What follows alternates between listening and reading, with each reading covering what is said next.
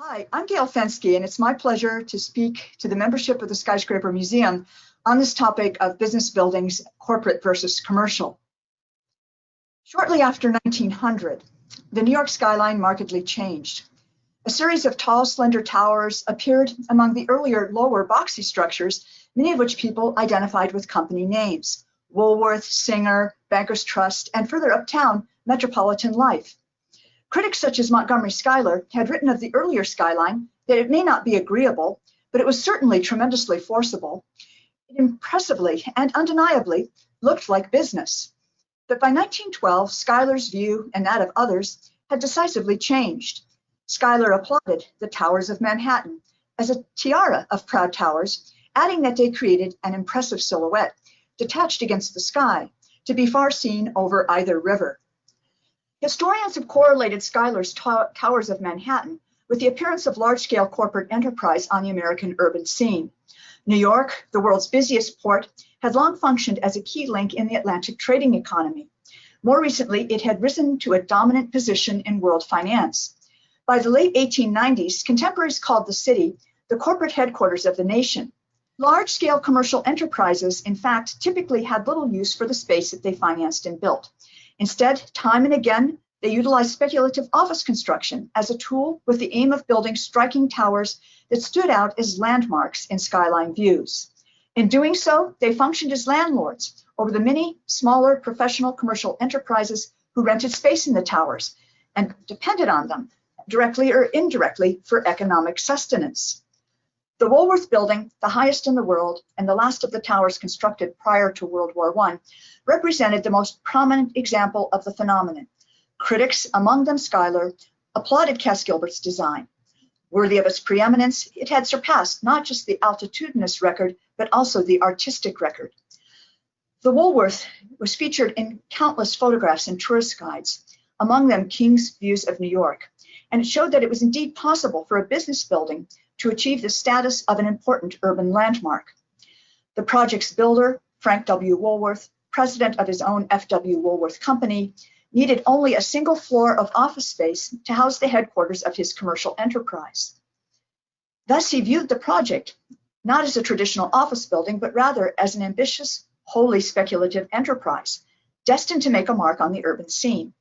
He set up the Broadway Park Place Company, a real estate development corporation, to build the landmark, initially as a 20-story office building, but soon enough as the tallest building in the world.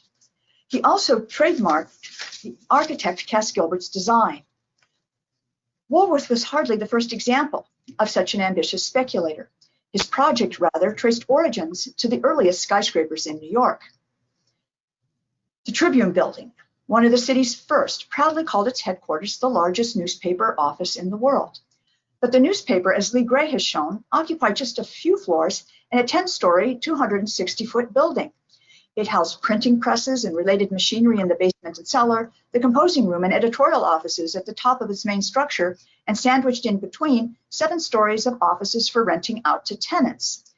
In building to such a height, the Tribune cast competing newspapers in its shadow, among them the Sun, the World, the Scientific American, giving it command of Printing House Square, and importantly, also command of the public space of City Hall Park reaching beyond. Through such bold and monumental construction, extraordinary at the time, the Tribune's building program echoed that of earlier 19th century comparably grandly scaled marvels of technology, among them man-made wonders such as the Erie Canal and the Eads Bridge, impressing Victorian viewers already attuned to the sensational aesthetics of immense size, and also seizing the attention of crowds, the crowds that frequently gathered in City Hall Park to watch the newspaper's bulletin boards as they delivered the latest breaking news. The architect Richard Morris Hunt's exterior dazzled with color, while also, at the request of his client, Whitelaw Reid, it projected a powerful civic aura with a commanding central tower. Communicating as directly as possible to the city's crowds was the business of the newspapers that lined Park Row, facing City Hall Park. Their bulletin boards delivered the latest breaking news faster than the papers themselves rolled off the presses, and in doing so, fostered a new form of urban spectatorship. The Tribune posted its bulletin directly on the front of its building, along with those of other newspapers, which did the same, New York Journal, The World, and the New York Times, communicating the news immediately and directly. here providing full coverage of Admiral Dewey's battle at Manila Bay. In 1888 to 89, the world's owner and editor, Joseph Pulitzer, built on Park Row the most extraordinary newspaper headquarters to date. The World Building, designed by George Post, towered over the Tribune, as well as the New York Times. Its colorful masonry exterior in red, buff, and gray, topped with a gilded dome, showed Pulitzer and Post utilizing every architectural strategy possible to capture the attention of crowds.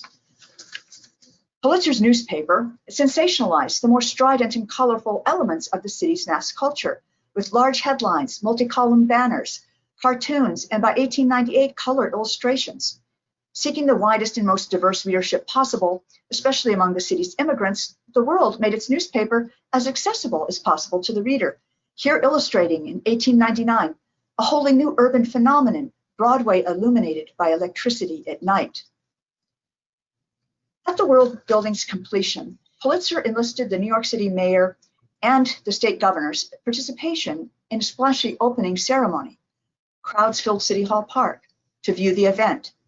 Afterwards, Pulitzer invited the crowds to experience a new and remarkable feature in his skyscraper, a publicly accessible observation deck, from which all visitors could secure a spectacular 360-degree panoramic view of the city and beyond. Earlier, the city's crowds might have taken in a panoramic view from the spires of Trinity or St. Paul's churches, or from the tower of the New York Produce Exchange, but Pulitzer was the first to promote that view as a sightseeing attraction, perhaps inspired by the recently completed Eiffel Tower in Paris. As a memento of their experience, visitors could purchase stereographs documenting the view. A few years later, the Ivans Syndicate, a group of speculative investors headed by William Mills Ivans, built the neighboring Park Row building, which towered over the world, setting at 391 feet, a new world's record for height. A section through the project shows that it was built with a complete steel frame, reinforced with cross-bracing lattice and box girders and portal arches spanning the light court, a method of construction still new in the city. But it also illustrates the design's meager floor-to-floor heights, which the investors utilized with the aim of maximizing rental area, along with a configuration that took nearly every square inch of the oddly shaped site, other than that required for providing light and air to the project's nearly 1,000 tenants. The rectilinear elevation facing Park Row sported copper-clad domed cupolas intended as ornamental features to distinguish the building and the city's profile views. But these hardly ingratiated the design with critics. Montgomery Schuyler called the skyscraper a horned monster. 2 years later, the construction of the Flatiron Building shifted attention uptown to Madison Square. The Flatiron's striking dramatic shape, 307-foot height, and steel frame cladded with a curtain wall that was lightweight and screen-like, built by Chicago's Fuller Construction Company, now headquartered in New York, engineered by the engineers Purdy and Henderson from Chicago, now also headquartered in New York, signaled the domestication of Chicago's latest knowledge about design and construction in the city. Fuller's new president, Harry Black, built the Flatiron following the familiar formula, occupying a single floor in one of the highest stories and renting out the remaining floors to tenants. The Flatiron immediately attracted an enthusiastic following, especially among tourists, as shown in the colorful picture postcards that made its striking, unusual shape a popular subject. From the mid-1890s, New York had assumed increasing importance nationally and internationally as a leading tourist center. Most tourists arrived by rail and stayed near the stations, in the city's newest, largest hotels, the Astor and Waldorf Astoria among them. By 1910, the city was receiving between 100,000 and 200,000 tourists a day. In support of this tourist visitation, publishing entrepreneurs published lithographic views, guidebooks, stereographs, and from the mid-1890s, the new and popular picture postcards. All were part of what Neil Harris has called the imaging of New York, or the effort to define the city's special personality. And in this new and colorful visual culture, the skyscraper took on an increasingly important role. The picture postcards especially functioned as a new form of urban advertising, stimulating the expansion of the tourist trade through their distribution in the mail. The Flatiron, in addition to captivating crowds with its unusual shape, stood out as the newest point of outlook in the city, now far removed from the congested financial district and rising to notoriety as the focal point of the city's two most important thoroughfares, Broadway and Fifth Avenue. Few buildings presented such a rich array of possibilities for exploring the urban terrain.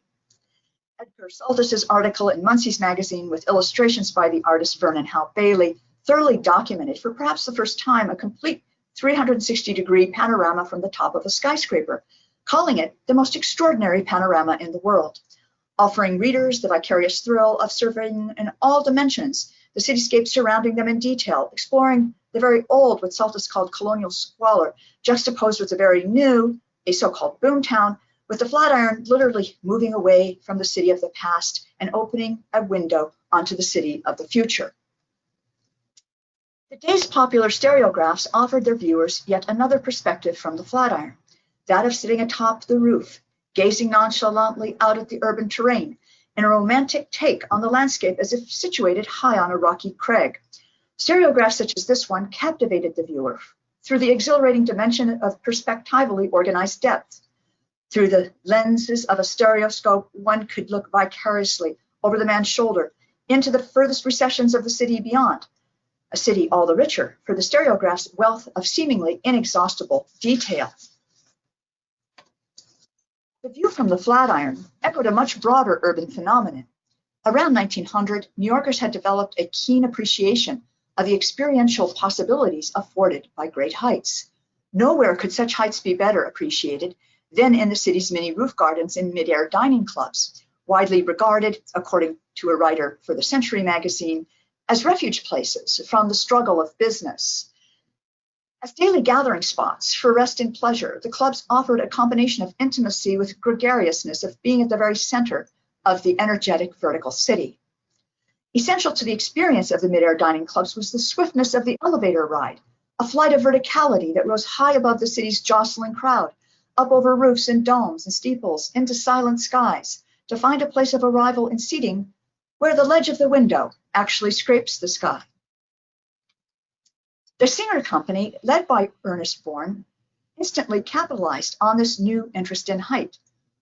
Bourne retained the architect Ernest Flagg to design the tallest building in the world, rising as a slender campanile to 612 feet high and nearly doubling the height of the former skyline. The Singer Tower was an overnight sensation. In breaking through another stratum of ether, according to the art historian John Van Dyke, it created a new and striking silhouette for the city, providing New York with a modern and unmistakable urban identity. Singer had just risen to dominance over its competitors in the sewing machine industry, the first American business to establish branch offices and factories abroad. Between 1902 and 1914, it had focused its efforts on expansion in Russia, which accounted for 3/4 of its profits. Beginning in 1896, it engaged Flagg to expand its existing Bourne Building headquarters on Broadway, and in 1906 to design the tower.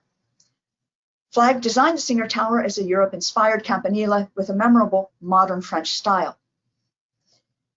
Not unlike Pulitzer, Ernest Bourne promoted the tower with colorful lithographs and postcards as a trademark worthy of visitation, especially for tourists.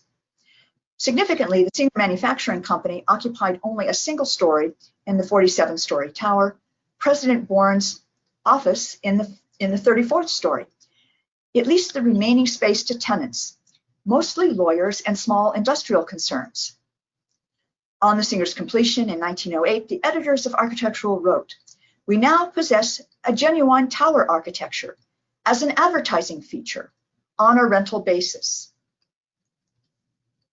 The Singer Company's press agents promoted the Singer Tower from the day of its opening in 1908 as the highest building in the world, along with its observatory as the highest point of outlook in the city.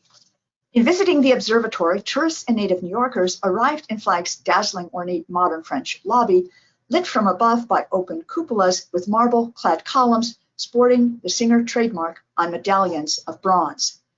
They purchased a ticket for 50 cents and then took an elevator to the 36th story, where they stepped out on a balcony for an extraordinary panoramic view. They could purchase postcards to document the new and exhilarating perspectives on the city. Here, the East River, with the engineering marvels of the Brooklyn Bridge and the newly completed Manhattan Bridge, from a previously unattainable height, clearly a first in the city at time. Visitors could purchase and take with them other mementos of their visit as well, including Singer's newest version of a trade card, which showed the tower illuminated by electricity at night, along with panoramic views reaching out in all directions across the city and beyond. Out-of-towners flocked to the observation deck by day, but New Yorkers especially appreciated the views of the city by night. The Singer Company was among the first to deploy electricity to further its advertising aims. Postcards called attention to the tower as the highest office building in the world, and Singer prominently identified its trademark with the tower as well as with the views. 1 year later, the Metropolitan Life Insurance Company topped the Singer with a tower built to 50 stories and 700 feet high, designed by Pierre Lebrun of Napoleon Lebrun & Sons, at the request of the company's president, John Rogers Hegeman, to resemble the Campanile of St. Mark's in Venice. The tower would be an addition to an existing office block, designed in the Renaissance style, completed in 1893, with later additions of 1895 and 1905.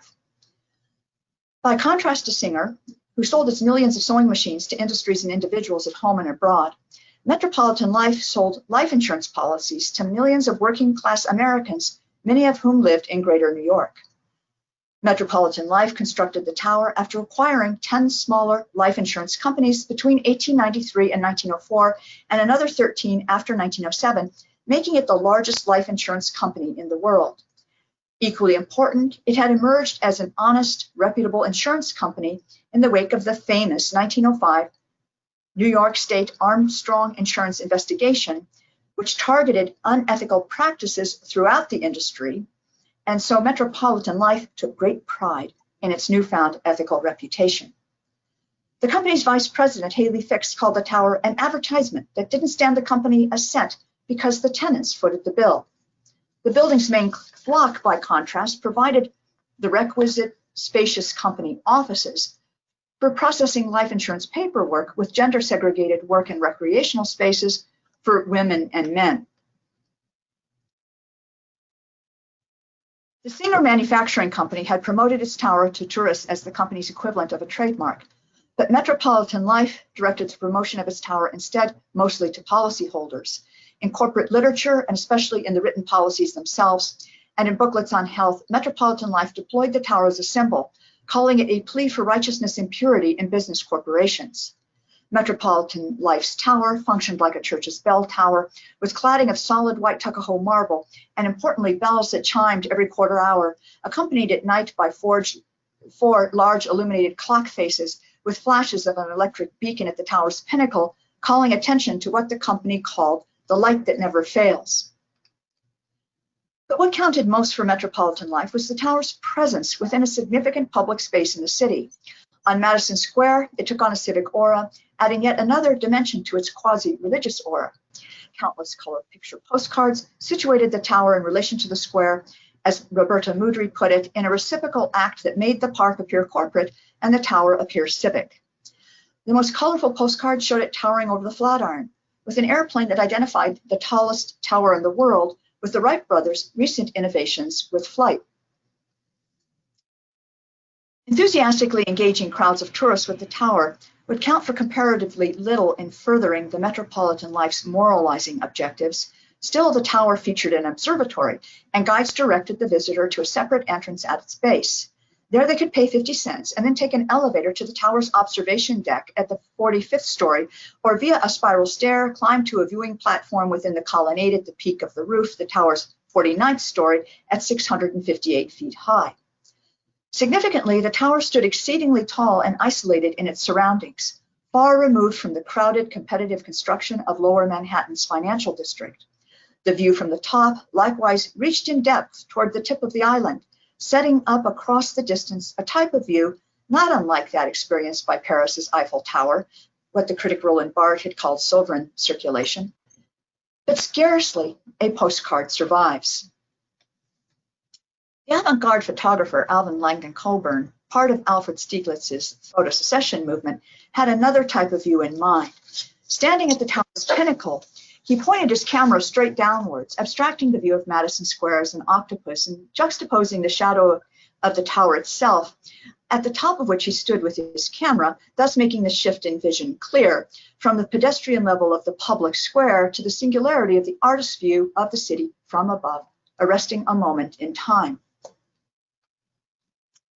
The world's colorful Sunday magazine followed the construction of skyscrapers closely, keeping the city's crowds up to date with the latest records for height, noting that a 100-story skyscraper was entirely possible, while at the same time having to acknowledge that its own colorful headquarters with gilded dome and cupola had been recently surpassed by the Park Row, Singer, and Metropolitan Life Towers in succession, as still newer towers would certainly continue to reach higher for the sky. Within a year of Metropolitan Life, construction on the city's newest, tallest skyscraper, the Woolworth Building, was underway. The project's builder, Frank W. Woolworth, the noted 5 and 10 cent retailing entrepreneur, keenly understood the devices that the city's large-scale commercial enterprises had deployed in building speculative towers as landmarks, and just how they had orchestrated the perceptual experiences of the city's crowds. They engaged those crowds with printed news media. They capitalized on the civic associations afforded by the public spaces of the city. They exploited with observation decks the novelty of experiencing great height and with it the thrill of panoramic vision. They associated the landmarks with trademarks, deploying electrical illumination at night to heighten the variety of these experiences. And finally, they relied on lithographs, stereographs, and colorful picture postcards to advertise the landmarks and the thrill of seeing them, especially to tourists. Woolworth also completely understood that in 1910, New York was overbuilt. That is, there existed little need in the city for yet another world's tallest skyscraper. He had selected a site on City Hall Park at Broadway and Park Place, north of the city's financial heart near Wall Street and the Stock Exchange, even though the day's experts questioned the logic of building even a moderately scaled skyscraper in such an out-of-the-way location. That is when Woolworth argued for a skyscraper that created its own land values. He would build a structure attractive enough to draw other entrepreneurs and financial interests into his orbit, and to entice tenants to relocate from other, less interesting office buildings into his own. Woolworth had built his retailing career on a single important principle: the observation of city crowds. He strategically sited his stores after pinpointing exactly where, on which side of the street, or at which intersection those crowds reached the highest density, with the aim of literally taking his commodities to the people. According to Woolworth, his first Woolworth Building in Lancaster of 1902 illustrated architecture's capacity to create land values, as demonstrated by his later observation of crowds. A showy and monumental work, it commemorated the founding of the W Woolworth Company in the same town some 20 years earlier, and featured a roof garden for theatrical entertainments lit at night with twinkling lights. Woolworth noted that after the project's completion, he had changed the wrong side of Queen Street to the right side of the street, thus demonstrated that his experiment with crowds had succeeded. Woolworth's skyscraper, designed by the architect Cass Gilbert, progressed in fits and starts. By contrast to the Singer and Metropolitan Life Towers, Woolworth built the tower all at once. He had incorporated his company in 1905, but through a merger of 1911, he would create the much larger W Woolworth Company, a $65 million international private stock corporation with stores in England and warehouses in France and Germany. Woolworth Skyscraper started out as a 20-story speculative office building to be financed in collaboration with the Irving National Exchange Bank, the project's anchor tenant. But within a few days, Gilbert designed a 30-story tower, which you see here, destined to surpass in height the adjacent Park Row building. And then just a few weeks later, Gilbert proposed again another design, Scheme 17, later called Scheme 26, which took the entire Broadway block front and rose to a height of 720 feet, the tallest office building in the world. Woolworth, unable to secure the corner parcel required to complete this larger site, settled for a scaled-back project. With engineer Gunvald Aus, Gilbert designed a tower 625 feet high, conceived to surpass the Singer Tower, and so to at least command the skyline of Lower Manhattan. Upon seeing the 625-foot design published in the New York Times, the owner of the corner parcel feared a decline in the property's value, and so capitulated to Woolworth, selling the parcel at $100,000 less than the asking price. Gilbert and Aus completely redesigned the project, with Aus throwing out the set of detailed steel shop drawings he had finalized up to the 20th story, noting that the new design central tower now allowed for greater engineering economy. Woolworth sent the design, colored by the noted renderer Hewson Hawley, to 5 of the city's major newspapers for simultaneous publication in their Sunday editions, with the aim of making it an instant news media sensation. Picture postcard companies printed views of Hawley's drawing for distribution to the city's tourists. Shortly after the design's publication in the New York Times, a press agent, Hugh McAdamy, offered his services free of charge. Woolworth named him Director of Advertising. McAdamy promoted the Woolworth Building throughout the project's construction, proudly reporting to Woolworth and Gilbert that he had succeeded in getting news items about the yet-to-be-completed skyscraper printed in some 200 newspapers throughout the world. McAdamy's stories interwove the facts of construction with human drama, climaxing with the towers topping off on July 1st, 1912, as a noon whistle blew. Thousands of people in the street, reporters noted, paused to pay tribute to the highest building in the world.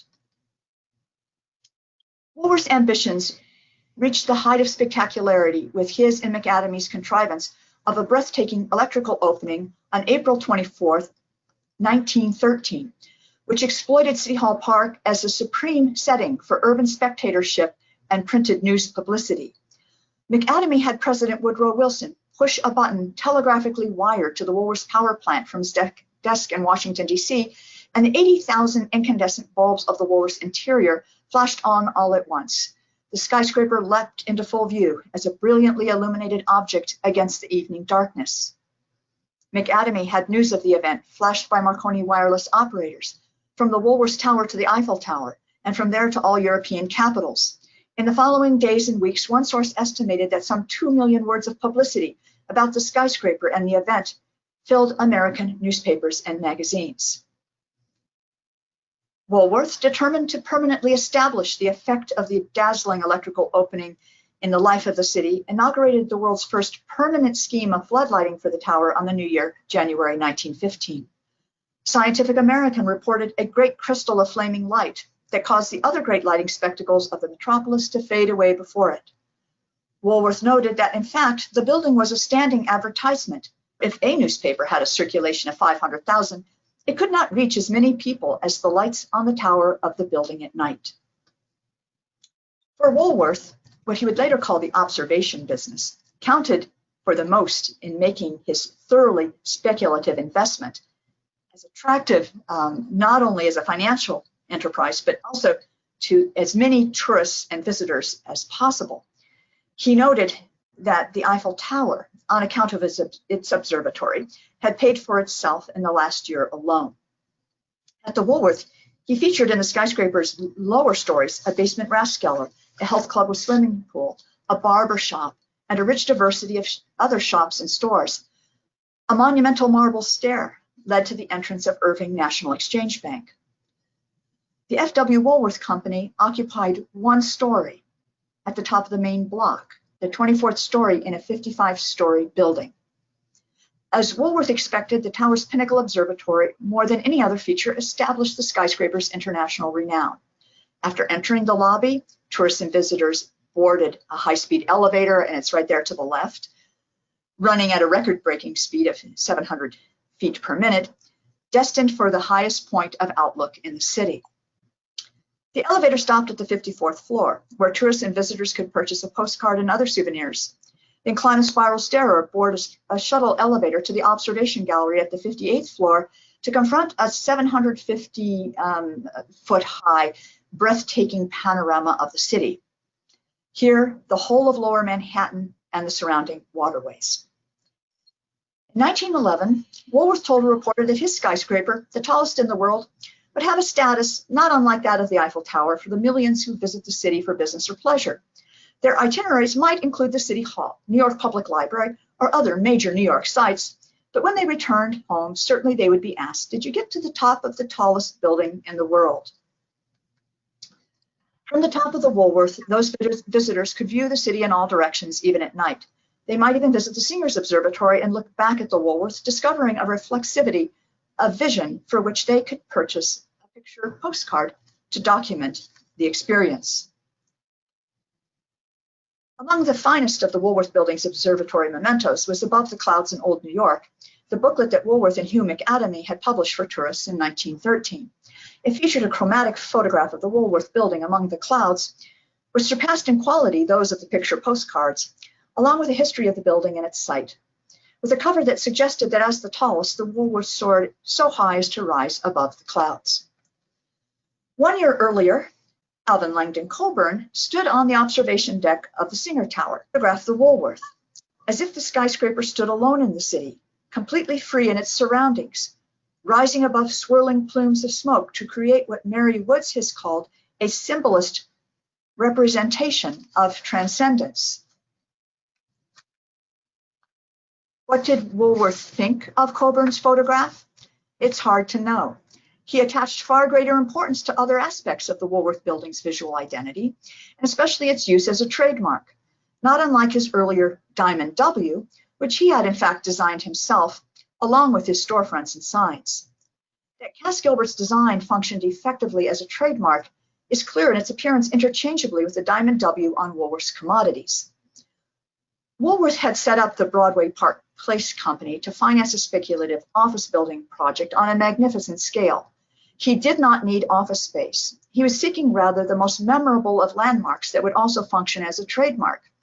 In orchestrating the visual experience of crowds, whether stationed in City Hall Park or surveying the city from the Pinnacle Observatory, the skyscraper as speculative investment paid off handsomely.